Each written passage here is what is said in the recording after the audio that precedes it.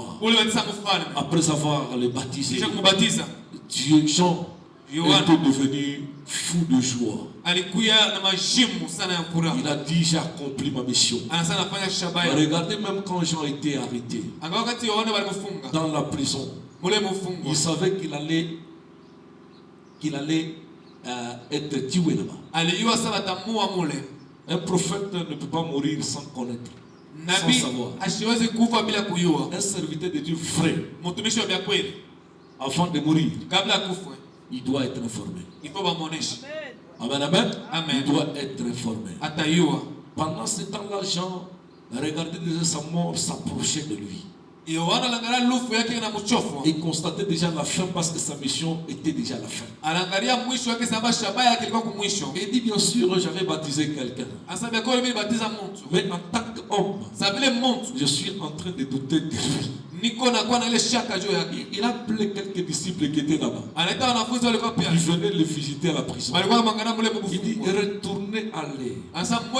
Demandez à cet homme-là, est-ce que c'est lui? Et on doit attendre quelqu'un. Jésus a dit à ses disciples, attendez, je vais vous montrer que je suis là. Il a fait des miracles. Il a libéré les captifs. Il a fait ce qu'il a fait là. Et il a dit tout ce que vous venez de voir. Allez parler de ça à Jean. Dites-lui, moi je suis déjà sur la terre. Lui, il peut partir. Il peut rentrer parce que sa mission a été accomplie. Et Jean, en écoutant cette réponse, il était tellement dans la joie. Il a libéré sa mort. C'est pourquoi il a été décapité.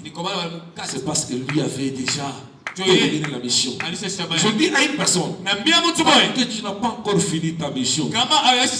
Tu es encore là. Même le diable lui-même ne saura pas te toucher parce que ta mission n'est pas encore. Parce que ta mission n'a pas encore accompli. Tu es encore là. Tu vivras longtemps. Je dis aux enfants de cette église, tant que je suis encore là, vous êtes encore là. Moi j'ai la mission sur cette terre. Dès que j'ai fini ma mission, je partirai. Et vous resterez et consommez aussi les années plus que moi. Parce que dans cette vision, vous êtes quelque chose. Vous êtes les missionnaires comme moi. Acclamez pour vous-même.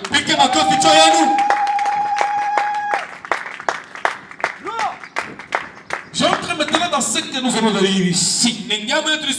C'est très très important. Regardez le témoignage. Ce n'est pas le jour du baptême. Ça c'est un autre jour.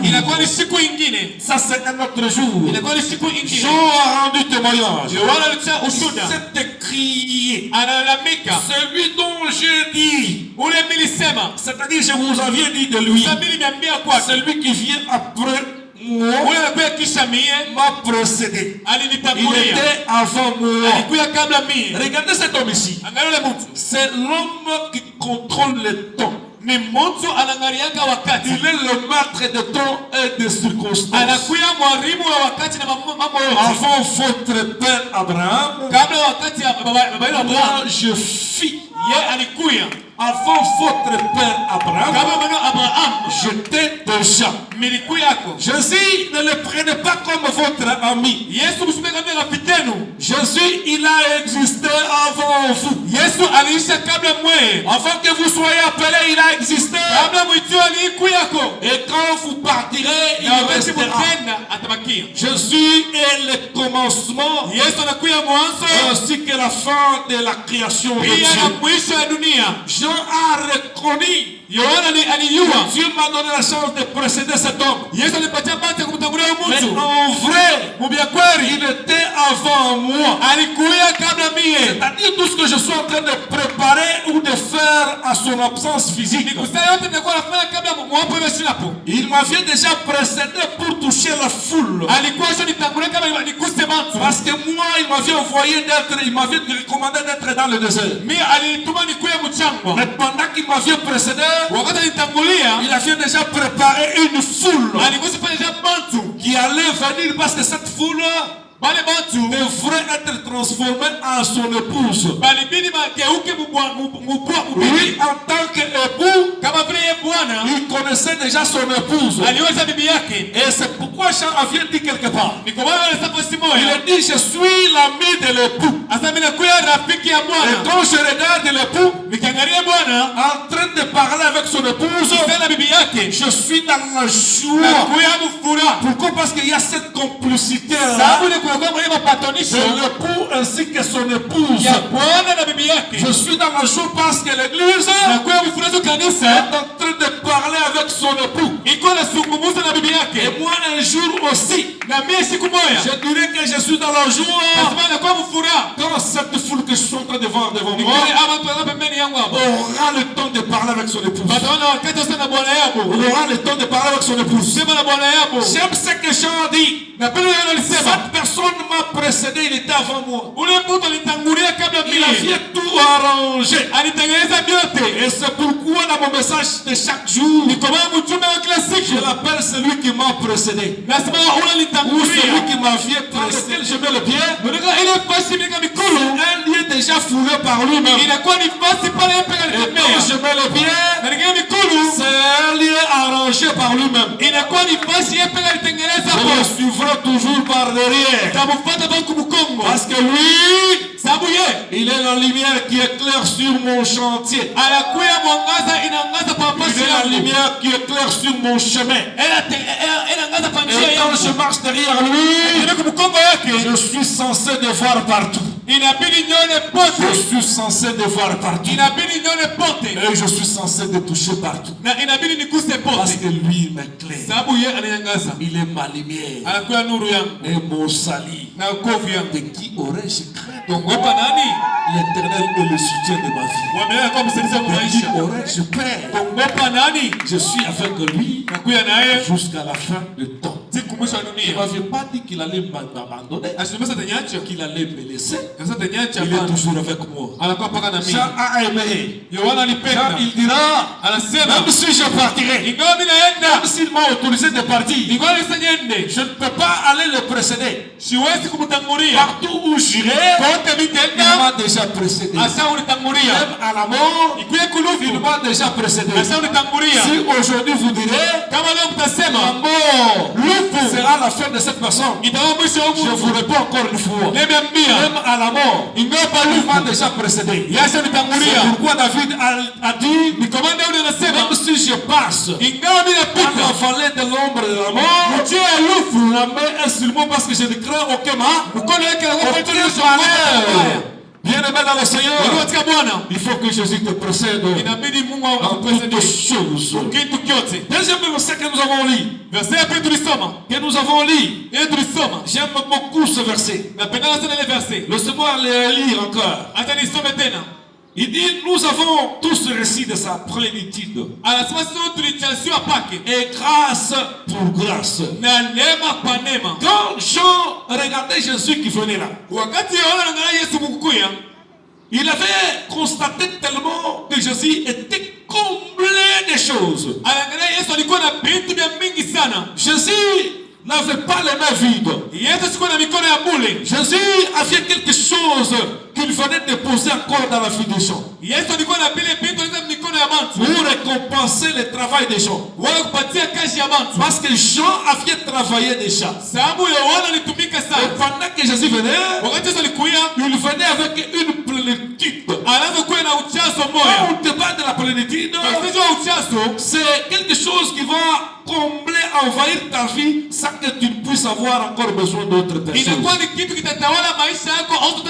Si on dit cette personne est tellement pleine, c'est là où la Bible nous dit qu'il a oint l'huile de ma tête et ma coupe déborde. Na kibui changu kinajazwa. Grâce sur grâce. Neema pa neema. Grâce sur grâce. Neema pa neema. Et une personne qui vit dans cette grande grâce, Ule mtu anaisha mwele neema ya ukubwa. il est tellement entouré par la grâce. Anakuya na utoa na neema mkubwa. Et cette grâce-là Na ile neema accompagne la personne, pas pour l'arrêter quelque part. iko na temana mtu apaje mmoja pashi moya. Cette grâce, on l'appelle la grâce éternelle. Ile neema tsa neema ya milele. C'est-à-dire quand elle commence avec toi, Wakati anaanza na wewe, c'est jusqu'à t'amener à la destination. mpaka fasi inabidi C'est kukuacha pas pale. pour te laisser en route. Hainaweza kukote katika barabara. Cette grâce, pourquoi chaque fois elle s'ajoute? Kwa nini ile neema inaongezekeka kila siku? Elle s'ajoute Inaongezekeka parce qu'il y a plein de condamnations, sababu kuna kwa mapingo mingi. plein de réclamations. Mapingo mingi. Et des réclamations qui semblaient peut-être qui croyaient peut-être précéder cette grâce. Na ile mapingo nilisa ilitangulia ile neema. Laisse-moi vous dire, Hata nikwambie, il a été là avant que cette condamnation vienne dans ta vie. alikuya hapo kabla ile mapingo ikuye pale. Même si aujourd'hui les gens te condamnent, Ingama leo watu wanakupinga. même si aujourd'hui les gens veulent te condamner, Ingama leo watu wanataka kupinge. dis-toi en toi-même, Sema kwa moya, la grâce m'avait déjà précédé. neema isha unitangulia. Et cette grâce ne cesse de couler dans ma vie. Na ile neema iko na mwangika Et c'est pourquoi Jean a dit, Ndio maana Yohana anasema, regardez celui que vous appelez votre prophète Moïse. mwangalie kwa nini sana nabii wenu Moiza. Votre prophète Moïse, Nabii wenu Musa il était venu dans ses mains, il avait quoi? alikuya mikono nini? Votre prophète Moïse, il avait la loi. Nabii wenu alikuya na sheria. La loi condamne. Sheria inapinga. Si tu ne fais pas la loi, tu n'accomplis pas la loi dans ta vie, Kama haufanye sheria mwako maisha, sache que tu seras condamné. yeye asema utakuwa condamné. Et une personne qui transgresse la loi, Na ule mtu anapingana na ile sheria, c'est une personne condamnée. ni mtu anakuwa condamné. On te met devant la loi Baba pembeni na sheria et la loi te condamne. na sheria itakupika. Et quand la loi te condamne, Wote wanaenda kukondane, tu seras exterminé. utauiwa, Tu seras lapidé. watakuwa Parce que la loi t'a déjà condamné. sababu sheria ishakuvunja. Parce que la loi t'a déjà condamné. Sheria ishakuwa. Et la Bible dit, Biblia inasema Moïse vous a amené la loi sans rien ajouter. Musa alimileta sheria bila kuongeza kitu. Après avoir vous donné la loi, Kisha pita sheria, il attend quoi? La condamnation. inachunga nini? À chaque fois quand on dit la loi c'est la loi, Basi sheria ni sheria. qu'est-ce qu'ils veulent vous dire? Wanatosa nini? Ils veulent vous amener la condamnation. Wanataka ukungwa. C'est-à-dire cette loi-là, Nusali sheria. ils savent que toi, Wanawasa wewe. si tu la respectes aujourd'hui, Kama unaheshimia leo, demain tu iras à l'encontre de cette loi. kesho utaenda kukutana ile sheria. Un jour tu feras ce qui n'est pas bon à cette loi. Siku moja utafanya kile Un kizuri jour kwa tu ne sheria. suivras pas cette loi. Siku moja hautafuata ile sheria. Parce que l'homme Sababu mtu est faillible. mtu anakuya L'homme faible. oublie toujours. Mtu anakuwa kusaulika. Regardez même dans nos maisons, dans nos familles. Wakati manyumba yetu Tu peux majamaa. te lever comme ça. Utaona mka tu hivi. Tous mes enfants, Watu wote aujourd'hui, leo il y a une loi. kunakuya sheria. Je place cette loi devant vous. Mimi ningine sheria pembeni yenu. Tu places la loi, Unaweka ile sheria, tu tournes le dos. unatuleta mkongo. Après 2 minutes, 2 minutes. la personne ou l'enfant, Ule mtoto ule mtu elle fait le contraire anafanya kupingana na de sheria cette yako. loi. Ya ile sheria. Ce que tu devais interdire. Ile ulikatala ile. Et quand tu retournes comme ça, Ukirudie pale, tu veux frapper l'enfant, unapeleka mtoto. l'enfant te dira que moi j'ai oublié. Utakosa mimi sabu. J'avais oublié. Mimi sabu. C'est ça non? Jomo. J'avais oublié. Mimi sabu. C'est-à-dire que l'enfant, Nous sommes mtoto. comme il y a cette permanence-là d'oubli, Sababu kwa kweli ile condamnation ya c'est kusaulika. naturel dans l'homme. Inakuwa ya mtu tu. L'homme est faillible. Mtu anakuwa faible. Il peut oublier à tout Anakuwa moment. mzaifu tena kusabu. Mais comme Dieu connaissait déjà l'homme, Sababu Mungu aliwa mtu. comme Christ connaissait déjà l'homme, Sababu Yesu alimia mtu. il a dit non, ce n'était pas ça qu'il fallait donner. Anasema ile ilibidi kuleta. Maintenant, moi, je vais amener une autre chose Hapa mtu kitu kingine. à la place de cette loi. Fasha ile sheria. Qu'est-ce qu'il a amené? Nini analeta? La Bible dit il a amené la grâce Biblia inasema analeta neema et la vérité. na ukweli. Pourquoi ces deux choses devraient se devrait être combiné comme ça. Et surtout dans ces passages. Vous devez savoir que la grâce ne nous pousse pas à pécher.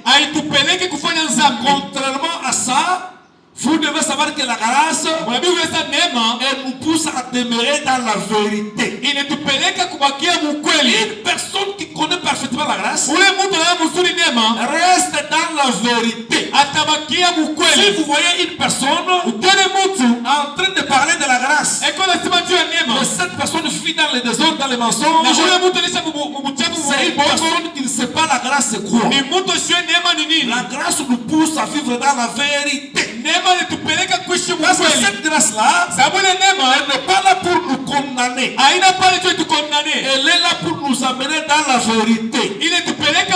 Nous pousser encore une fois à nager dans la vérité. Et c'est pourquoi Jean a dit, je voudrais que cette grâce reste toujours permanente dans ma vie. Je demande à quelqu'un, je dis encore à une personne, toi qui voulais fuir la grâce, la grâce de Dieu restera toujours avec toi pour te justifier. Vous savez, quand il y avait la loi, il y a les autres qui ont été lapidés. Pourquoi? Parce que la loi quelque part était un mensonge. Même aujourd'hui, quand vous allez à la prison, vous trouverez des innocents sont emprisonnés là-bas.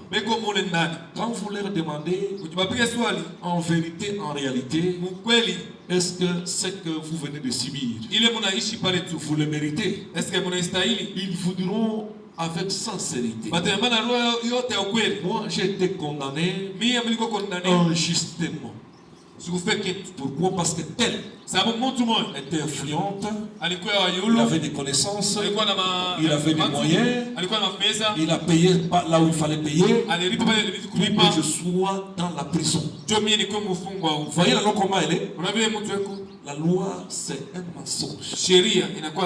Même ceux-là qui condamnent les gens au parquet, vous trouverez que ce sont des juges. Eux-mêmes, ils ont des problèmes. Ils marchent contrairement à la loi. Mais quand ils se tiennent devant les gens, article 5 nous parle de ça. Nous parle de ça. Quand ils vous parlent, tout ce qu'ils libèrent, même dans leur conscience, ils savent que c'est le mensonge. Mais ils parlent librement. Pourquoi? Parce que la loi n'a pas été accompagnée de la vérité. Mais la grâce a été accompagnée de la vérité.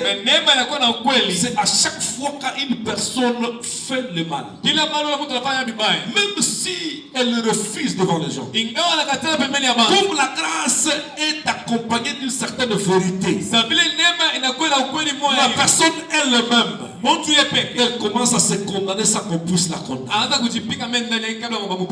La personne elle-même commence à se condamner sans qu'on puisse les condamner. Une église qui travaille dans cette grâce-là, dans cette plénitude-là, de condamner les gens. Même s'il s'agit d'habillement, même s'il s'agit de choses, vous verrez que comme la grâce est accompagnée de la vérité, les personnes elles-mêmes qui s'amènent à l'église, ils sont éclairés par la vérité. Avant de quitter leur maison, ils préparent déjà leurs esprits. Parce que la grâce est sur cette personne-là. Et la vérité accompagne la vie de cette personne-là. Et cette personne n'a pas le droit d'être suivie. sa propre conscience, sa propre conscience accompagne la personne dans la vérité. Et c'est là où vous trouverez des personnes de princes comme vous. Ils marchent dans la vérité sans qu'on puisse les forcer à marcher dans la vérité. Éloignez-vous du mensonge, éloignez-vous du mal, parce que cela peut vous détruire votre vie. La vérité doit marcher avec vous. Vous êtes un serviteur de Dieu, vous constatez un mensonge, sache que le diable est déjà chez vous. Pour le déloger, implorer la grâce de Dieu. Et quand la grâce de Dieu sera répandue sur vous, elle va s'amener avec la vérité.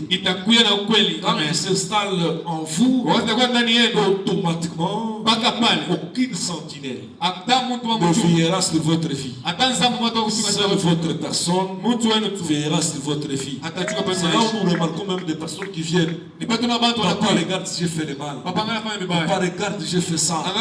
La personne elle-même, sans qu'on puisse la demander. Aucune fois dans cette église, je vous demanderai de faire des kirdam. Aucune fois d'ailleurs, ça me suit.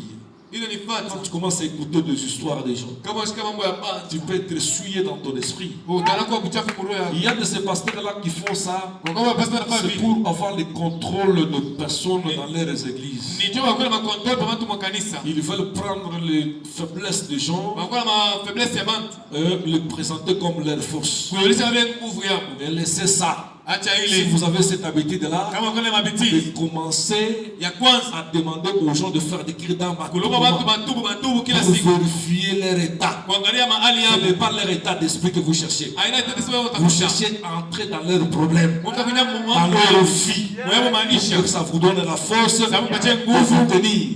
Lorsque cette personne-là ira prier à un autre endroit, tu commences à étaler ça sur la terre. Oh, c'est très mal. C'est très mal. Il faut laisser cette habitude. Ce n'est pas bien. Je condamne ça. Je condamne ça. Ce n'est pas une bonne habitude. Et je demande à tous les pasteurs qui sont ici. Je vous demande, vous les pasteurs qui sont ici, n'ayez pas cette habitude. Appelez les gens à côté. Parle-moi d'abord de ta vie. Parle-moi de ta vie passée. Parle-moi de ta vie passée.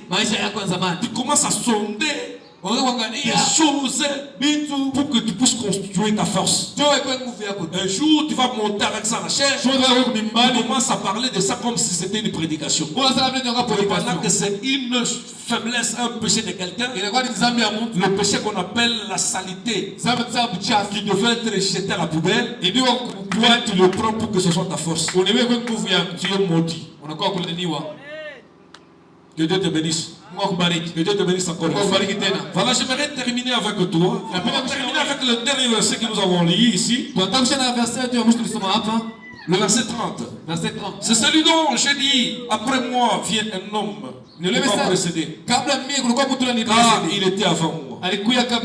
Car il était avant moi. Car il était avant moi. Je ne les connaissais pas. Mais c'est enfin qu'il fit manifester en Israël. Je suis venu baptiser d'eau. J'ai rendu ce témoignage. Je vis l'esprit descendre du ciel comme une colombe et s'arrêta sur lui. Je ne les connaissais pas. Mais celui qui m'a envoyé baptiser d'eau, celui-là m'a dit, celui sur qui tu verras l'esprit descendre. Et s'arrêter celui qui baptise du Saint-Esprit.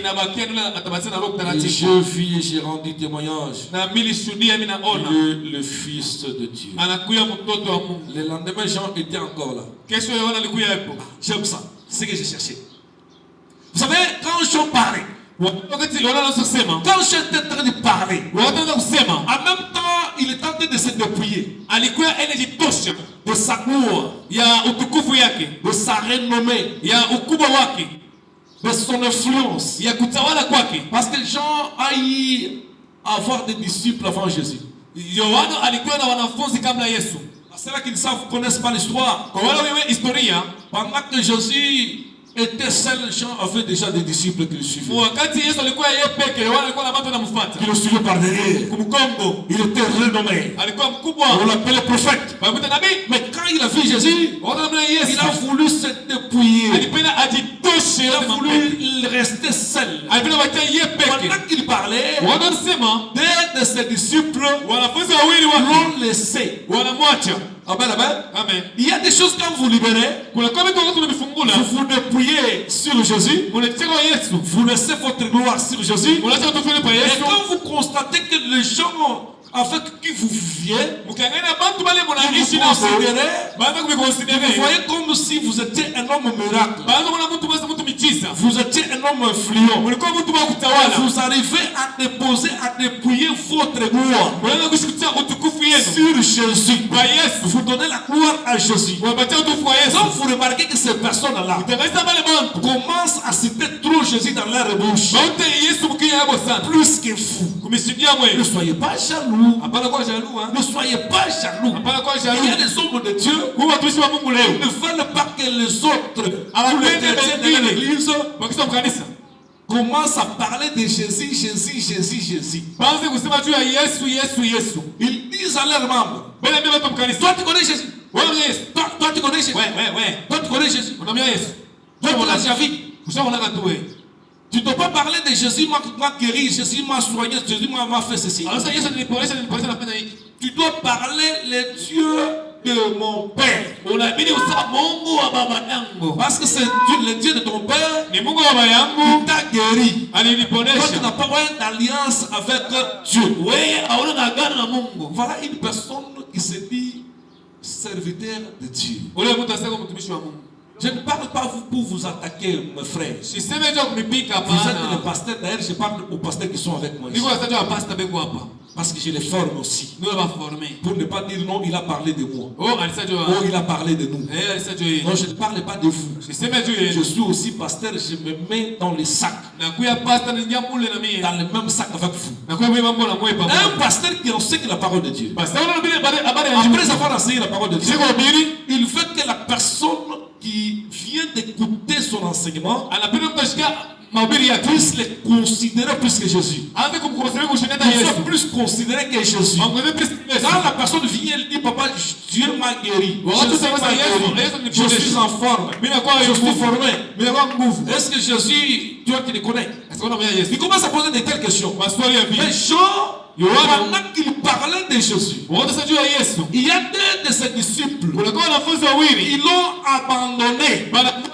Et surtout c'était pendant quelle période? Pendant qu'il était emprisonné. Deux de ses disciples l'ont abandonné pendant le temps de la fête. De la faiblesse pour aller joindre Jésus. Moi je serais très content, je vous dis. Enregistrez ça. Si vous, à l'intérêt de Christ, vous venez faire moi pour me dire que papa, nous voulons te quitter, nous voulons aller faire la mission que Jésus nous a donnée. Moi je serai très ravi. Je serai très content. Et vous n'aurez pas de problème avec moi. Vous partirez continuer encore la mission parce que nous avons tous la mission. Pourquoi c'est facile? Dieu, il est le Dieu de tout le monde. Dieu, il est le Dieu de tout le monde. Jésus, il est Jésus pour tout le monde. Et Jésus, il est le choix de tout le monde. Si aujourd'hui vous décidez de le suivre particulièrement et de commencer à le citer dans votre chanson chaque jour, sans me citer moi, je serai très très content. D'ailleurs, si je commence à vous écouter trop parler de moi, je ne dis pas seulement aux enfants du sacerdoce royal. Même à mes enfants biologiques, je les ai déjà préparés depuis très longtemps. De commencer à me citer dans leur prière trop. Le Dieu que je suis en train de vous enseigner, il doit aussi être appelé votre Dieu. Parce que c'est le Dieu de cette génération. C'est le Dieu du monde. Alléluia. Amen. Acclamez pour la parole de Dieu. Nous acclamons pour la parole de Dieu. Là où vous êtes, j'aimerais que vous puissiez prier. La prière que vous allez faire ce matin, c'est demander à Christ de vous éclairer encore davantage, de vous donner la force de témoigner de lui. Vous devez témoigner de lui. Dans votre maison, vous devez témoigner de lui. Dans votre couple, vous devez témoigner de lui. Dans votre boulot, vous devez témoigner de lui. Dans votre environnement, vous devez témoigner de lui. Soyez le témoin de Jésus. Quand vous parlez, vous devez crier. Pour parvenir à ce stade-là, il faut que ton cœur soit comblé. Tu dois être comblé. Tu dois être comblé. Moi, je te vois une multitude déjà. Cette église ici, c'est une grande église. C'est une très grande église. Mais elle sera comblée par ton témoignage. Prie maintenant. Prie encore une fois.